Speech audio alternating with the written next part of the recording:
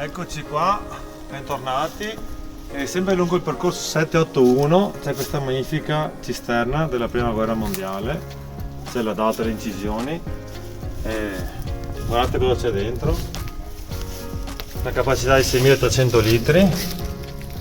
Affascinante, secondo me queste sono le cose per cui vale la pena fare questi sentieri dell'altopiano di 7 comuni.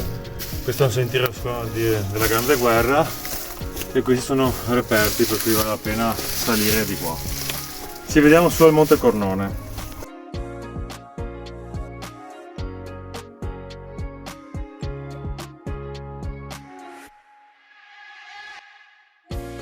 Eccoci, siamo sempre lungo il sentiero 781 e qui siamo sotto le pareti di arrampicata, ma guardate che conformazione rocciosa, una meraviglia.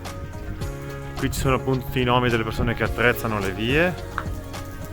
Guardate che spettacolo, come l'acqua gocciola giù, ci sono ragnatele, beh, spettacolare direi.